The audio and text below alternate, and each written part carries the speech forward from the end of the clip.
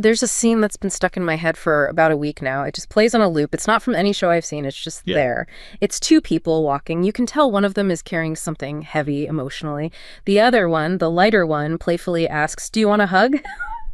The person just shakes their head, "No." So they keep walking. The first person gives this small, disappointed laugh, says, "Okay," and starts to walk ahead. But then they stop, turn back, and just hug the other person tightly. "This isn't for you," they whisper. "It's for me." And the other person, the one who said no, they don't hug back. Not really.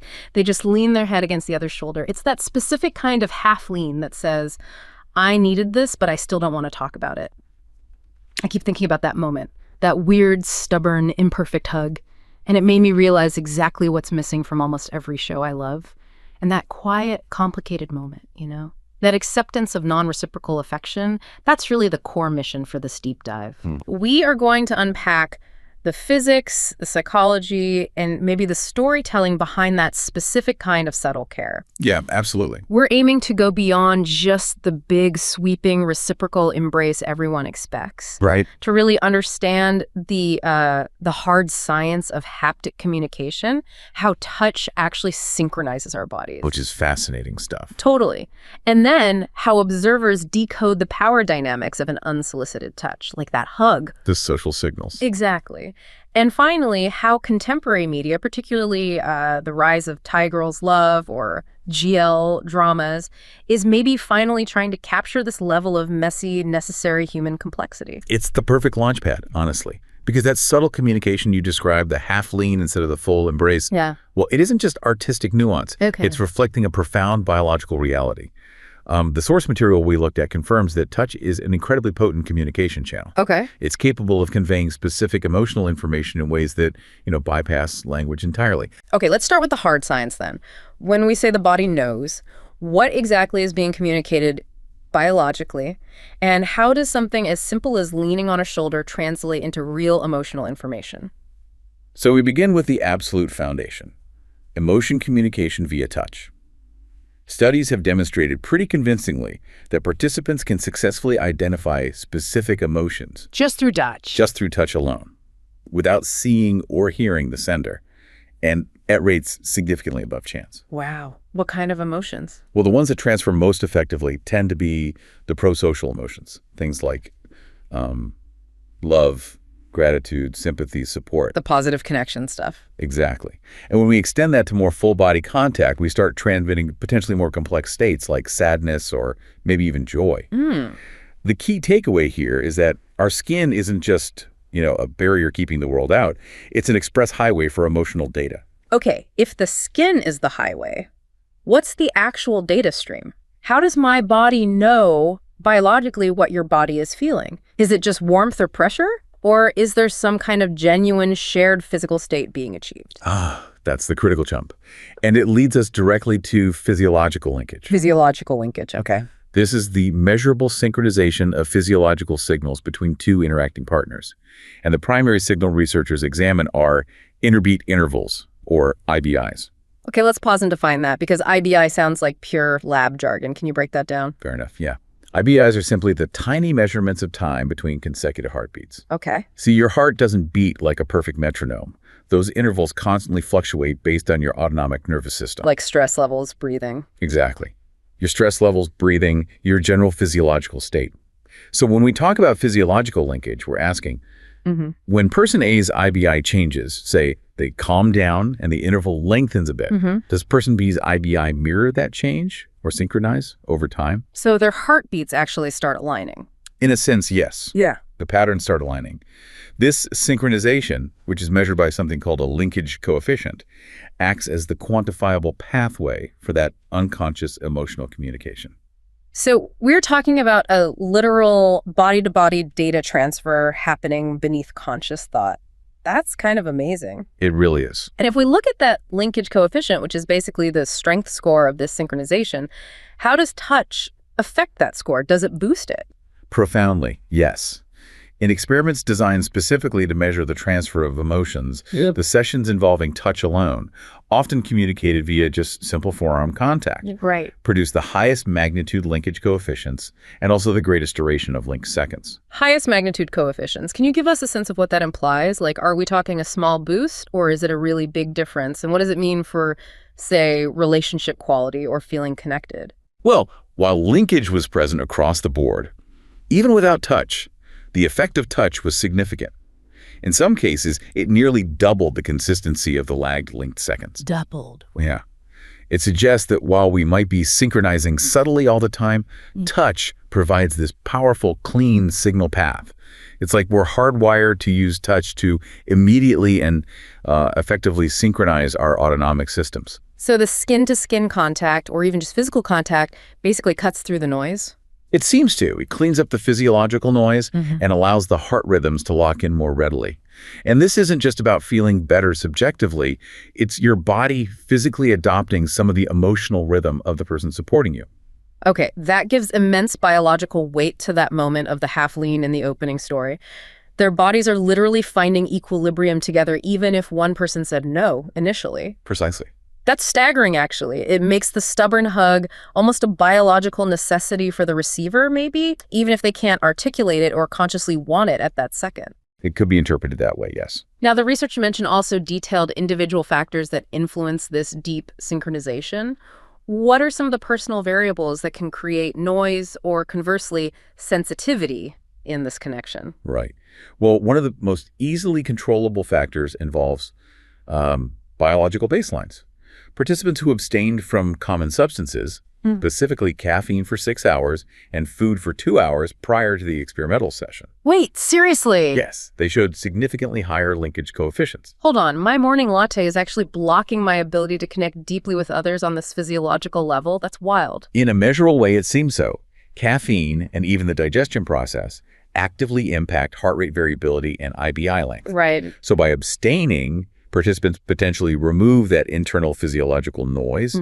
This makes the subtle external effects from a partner's physiology much clearer, allowing that synchronization to occur more easily and strongly. It really underscores how sensitive this mechanism is. Even minor dietary decisions seem to impact our capacity for deep physical synchronization with others. Okay, what about less controllable biological factors? Things like, say, hormonal cycles. Did the research touch on that? It did, and we found compelling evidence there too. Certain biological factors, like the use of birth control or being in the later, higher hormone stages of the menstrual cycle, specifically from pre-ovulation through the luteal phases, were associated with increased linkage. That seems like a random correlation unless there's a clear biological pathway. Why would those hormonal states enhance connection? Is there a theory? The most likely explanation points to the enhancement of baroreceptor sensitivity during these phases. Baroreceptor sensitivity, okay. To keep it relatively simple, baroreceptors are sensory nerve endings that monitor and help regulate blood pressure. When their sensitivity is enhanced, the entire sort of vaguely mediated control of heart rate becomes more responsive. More tuned in. Exactly. So essentially, these individuals are biologically primed to be more reactive to external stimuli and thus potentially more receptive to synchronizing with a partner's physiological state. They're already operating with a heightened biological sensitivity, you could say. And speaking of heightened sensitivity, what did the sources reveal about people who are already managing emotional or maybe physical disorders? Does that affect linkage? This is a really crucial finding, especially when you think about social support. Participants who reported a pre-existing psychological or medical disorder demonstrated significantly higher mean linked lagged seconds during emotional communication compared to those without such conditions. Wow. So individuals who are already in a vulnerable state, people may be struggling with depression or anxiety or chronic physical conditions, they are even more susceptible to having their internal systems influenced by a partner's physiological state during emotional touch. Yep. Exactly. It suggests their individual physiological system might be, let's say, less regulated on its own, making them highly prone to being influenced, perhaps stabilized, by the system of a supportive partner. This adds a critical layer of understanding to the therapeutic power of touch. For those managing disorders, physiological linkage isn't just comforting. It might be a powerful, albeit probably subconscious, mechanism of co-regulation through proximity to another person. This completely shifts our understanding of that stubborn hug, doesn't it? It's not just a nice gesture or even just an assertion.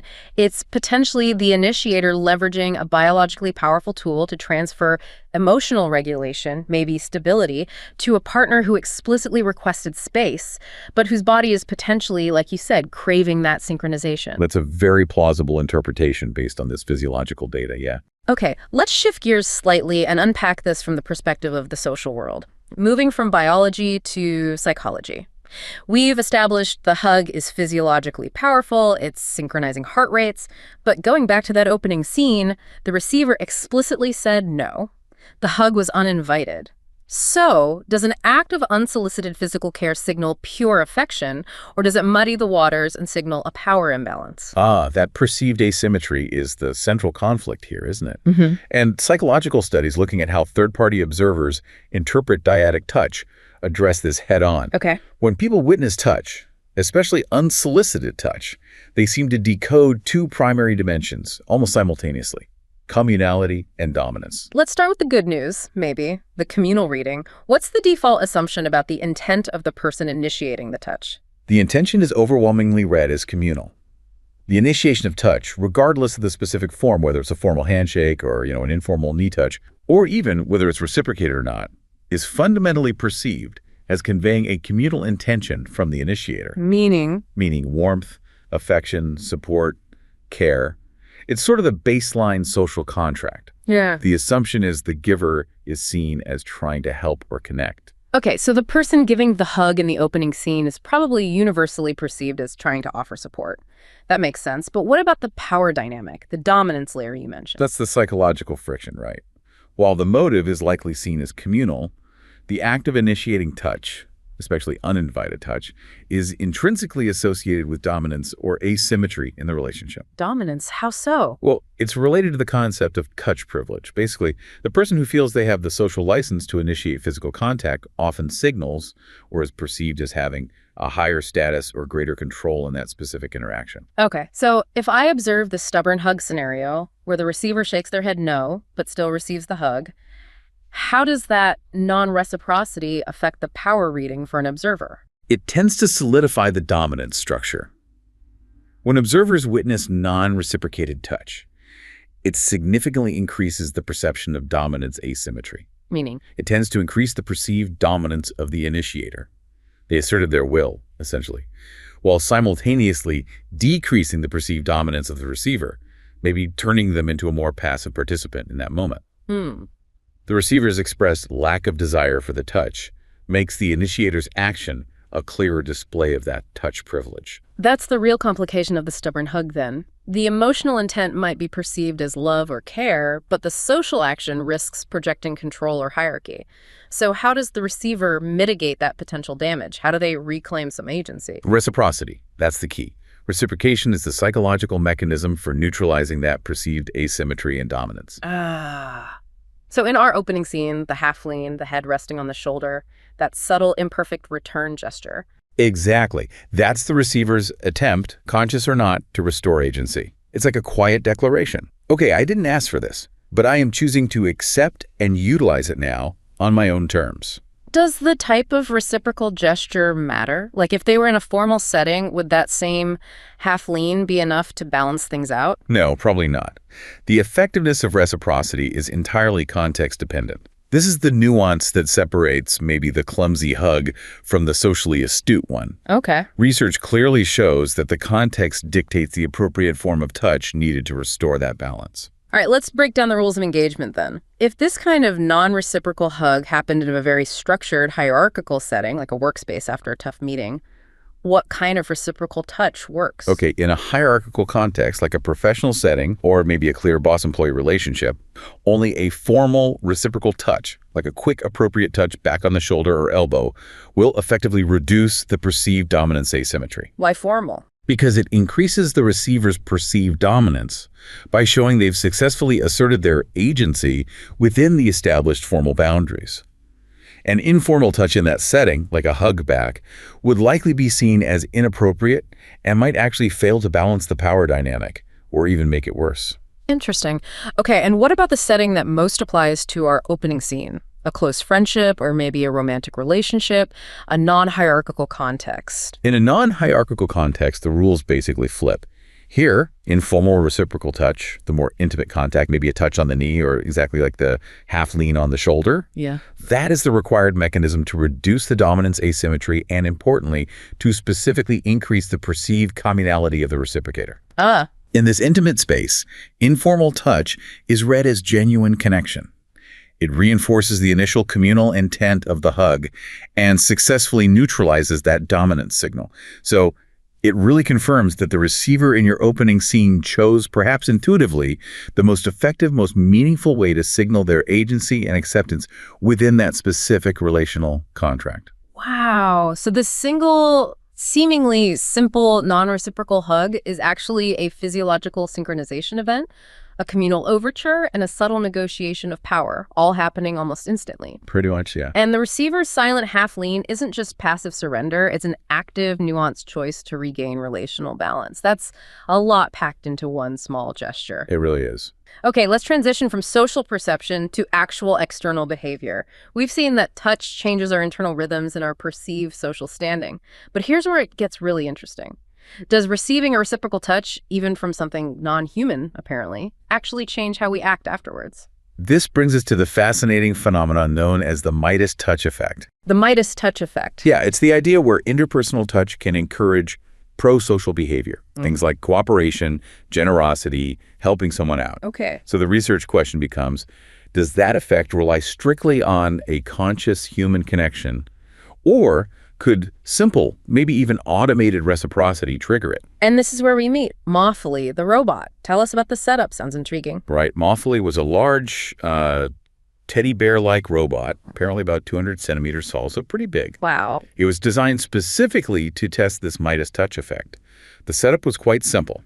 Moffley had a basic structure, but it could perform a clear hug request behavior. It would say something like, "Would you please give me a hug?" Okay. And crucially, it also had a programmed reciprocal hug behavior where it would move its arms and pat the person on the back after being hugged. So we've basically taken the complex, emotionally loaded human hug interaction and boiled it down to two simple variables: hug given and hug reciprocated, but from a giant teddy bear robot. Precisely. Participants interacted with Moffley, chatted a bit, did the hug thing, and were then presented with an opportunity to make charitable donations for earthquake victims. Right. And they were split into two conditions. The hug request only condition, where the robot just stood there after being hugged, non-reciprocal from its side. Okay. And the reciprocated hug condition, where Moffley hugged back and patted them. All right, moment of truth. Did the robot's automated reciprocal touch actually generate a behavioral shift? Did people act differently? It generated a significant behavioral shift. Yes. The experiment results showed that participants who were hugged by the robot, so those in the reciprocated hug condition, donated significantly more money to the charity than those who only hugged the robot. Get out, really? Really. It demonstrated that even a robot's simple programmed reciprocal touch can induce the Midas touch effect, encouraging measurable pro-social behavior. The robot's programmed pat on the back was enough to trigger a genuine increase in generosity. That is kind of a profound finding about the raw power of programmed reciprocity. It is. But here's the critical psychological wrinkle, maybe. Did the participants feel better about the reciprocated hug? Did they report liking it more? And that is the most curious finding, I think. While the amount of donation, a concrete behavior, changed significantly between the groups, yeah, there was no significant difference found in the participants' reported positive impressions or their subjective evaluation of the hug experience itself between the two conditions. Wait, let me get this straight. They didn't consciously recognize the reciprocal hug as being superior or even notably different, maybe, than the non-reciprocal one, yet their wallet was significantly lighter afterward. That's exactly right, which suggests the effect of reciprocated touch on pro-social behavior is subtle, maybe automated, and deeply ingrained. It seems to operate beneath the level of conscious reported feeling or explicit impression. The touch functionally changes their behavior, perhaps by subtly reinforcing a sense of social contract or, a tiny positive reward, even if they don't explicitly register the reciprocation as making the hug subjectively better. This takes us right back to the physiological linkage we talked about earlier, doesn't it? It could, yeah. If their bodies are maybe synchronizing automatically and subconsciously, or at least registering the completion of a physical interaction loop, maybe that social reward, the feeling of being connected and reciprocated, even by a machine, is processed by the autonomic nervous system, not the conscious analytical mind. That's a really interesting synthesis. It's like a behavioral response to an internal, non-conscious signal of completion, connection. That synthesis makes a lot of sense. The reciprocated touch could be acting as an unconscious social reward signal. And because touch is so fundamentally linked to building social relationships, which is often seen as a prerequisite for pro-social acts, a simple automated pat on the back might just trigger the whole system. Right. The body registers the completion of the social loop, perhaps, and the behavior follows, even if the mind doesn't consciously sit there and analyze the quality of the robot's hug. And naturally, this research immediately forces us to confront the ethical implications, right? If we can manipulate generosity with a simple automated touch, well, we need to think very carefully about how robots and AI are designed to interact with us physically. Absolutely. The research raises significant ethical points. Given that touch is so essential for human interaction and building rapport, the capability of automated reciprocal touch to solicit contributions suggests designers must be extremely cautious. Yeah. We have to ensure that future companion robots, or care robots for instance, avoid using sort of beseeching requests that might exploit the deeply wired social rapport created by that reciprocated physical interaction. We don't want helper robots guilt-tripping us with hugs. Exactly. Touch should ideally be used to build genuine beneficial relationships, not just to leverage behavioral outcomes like donations. The power of that simple automated reciprocal gesture is, well, it's immense. It forces us to ask, if we're so easily influenced by a machine's programmed physical response, how much more powerful is the nuanced, non-reciprocal, complicated emotional gesture of an actual human being? That's the perfect segue. Yeah, it brings us full circle, right back to the search for that emotional honesty, the stubborn, silent hug that carries biological weight, negotiates social power, and maybe even influences behavior without us realizing it. Most media, like we discussed, often opts for the big, easy, clearly reciprocal moments. So where are the storytellers who are actively seeking the messy, asymmetrical reality of human care? And the answer increasingly seems to lie in the sphere of Thai Girls Love or GL dramas. Ah, Thai GL. Yeah, this is a genre that has seen a really significant surge in popularity recently, globally even.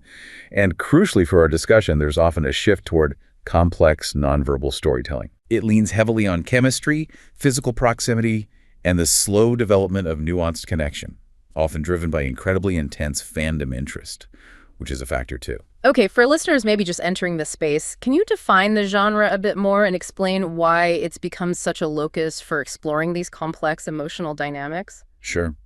Thai GL series focus on romantic relationships between women. They've gained global traction largely because the storytelling often allows for, or even demands, a focus on emotional depth, those longing glances, subtle gestures. Less talk, more feeling. Sometimes, yes. No. Relying less on explicit dialogue and more on the palpable physical chemistry between the leads. This makes them a potentially perfect vehicle for exploring the kind of non-reciprocal affection we've been discussing. That slow burn where one character might be doing all the heavy emotional lifting through their care, while the other processes it silently or responds in those tiny, half-lean ways. Okay, let's run through the landscape a bit. What are some of the key milestones that define the modern era of Thai GL, starting with maybe the pioneer? Well, the undisputed genre pioneer that really kicked off the modern industry is widely considered to be GAP, the series. Right, GAP, heard of that one. Yeah, this show essentially launched the massive popularity of the current GL boom, and it introduced the high-profile lead pairing known as Free and Becky, who are huge stars now. It really set the template for successful high-chemistry drama within the genre. And how did that initial success influence the rest of the market? Did others jump in? Oh, immediately. We saw diversification almost right away. Yeah. GMM-TV, which is a major Thai studio, entered the space with 23.5 Degree, The World Incline. That one is known more for its sweet, fluffy high school romance tone, kind of establishing a lighter side of the genre. Okay. But more significantly, we saw a move toward seriously high production value with The Loyal Pin. The Loyal Pin. Yeah. This series marked a major industry shift. Longer runs, like over 12 episodes, incorporating historical or period drama elements and utilizing much richer Thai cultural aesthetics. This signaled that the genre was moving from maybe a niche interest to a major production pillar. So when we talk about finding that specific complexity we started with, the down-to-earth realism or the subtle asymmetrical relationship, which series really nailed that kind of nuance? Well, U.S. the series is repeatedly cited for this very reason. It gets praise for being incredibly down-to-earth, realistic, and depicting a very subtle, non-toxic relationship progression. It relies heavily on those small, meaningful gestures rather than grand declarations. You could contrast that with Affair the Series, which was a 2024 hit that achieved complexity through really intense, tight drama. Okay. It leveraged top-tier acting and what fans describe as insane chemistry Right. to pull the audience into a pretty high-stakes emotional environment. So complex, but a different flavor. It sounds like the storytelling itself is maturing, moving beyond just pure romance tropes. Absolutely. We're seeing series now actively integrating other elements. Petrichor is a refreshing example. It moved beyond the usual romance plot by incorporating crime and mystery elements. Oh, interesting. Yeah, demonstrating that the genre can support complex, multi-layered narratives while still keeping that intimate emotional connection absolutely central. But anytime you explore complex relationships, especially those involving power dynamics, the very things touch signals socially, as we discussed, you run the risk of problematic portrayals, right? Did the genre navigate those challenges cleanly? Unfortunately, no, not always. And this is where the mirror of our earlier discussion on dominance becomes really relevant in storytelling choices. Blank the Series, for example, despite significant fan anticipation, faced major criticism. What kind of criticism? Viewers raised concerns about the significant age gap between the leads and what was perceived as the infantilization of one character. But crucially, for our discussion, it was criticized for depicting scenes involving non-consensual touch and even love scenes without consent, according to viewers. Oof. Yeah, that's problematic. Definitely. It highlights the tightrope walk storytellers have to perform. Maybe aiming for a raw, asymmetrical truth, but accidentally straying into ethically problematic territory by mismanaging or misrepresenting the power imbalance inherent in certain relationship structures or age gaps. That's a stark reminder, isn't it? If the foundational consent or agency is compromised, that narrative of subtle care completely collapses into a narrative of control, or worse. The power of the half-lean relies entirely on the freedom of the receiver to choose that subtle response. Precisely. Well said. And finally, we have to address the intense role of fandom in validating or sometimes overlooking flaws in these narratives. How so? We observe this phenomenon where the perceived connection between the actors and the audience sometimes overrides traditional critiques of production quality. Take Show Me Love, which was the debut series for the popular pairing Englaf. Right, I understand that series is often described by critics and even some fans as kind of a structural mess, like weak editing, poor pacing, maybe confusing plot. It is widely acknowledged, even within the fandom, to have significant technical and narrative flaws. Yeah. Yet, it is considered absolutely canonical and a must-watch for fans. Why? To understand the history and the established dynamics of the popular actors, The Ship, the audience often views it not just as a standalone piece of fiction, but as an essential historical text defining the real-life relationship dynamic they follow so closely. That is fascinating. So the audience is prioritizing the perceived authenticity of the connection between the actors themselves, the chemistry they feel is real, over the fictional world the script is actually attempting to create. It seems that way, yeah. They are cinching their emotions with the people, Yeah. not necessarily the plot points. It really connects back in a way to that idea of physiological linkage, or at least deep emotional investment. Yeah. The fan's investment is often driven by a genuine, deep-seated emotional response to the actors' perceived real-life dynamics and their shared journey. The subjective relationship established with the characters and the actors dictates the series' importance, sometimes regardless of objective production quality. It's like they are creating their own narrative context to ensure the deep, nonverbal connection they crave is delivered, even if the series itself is poorly executed on paper.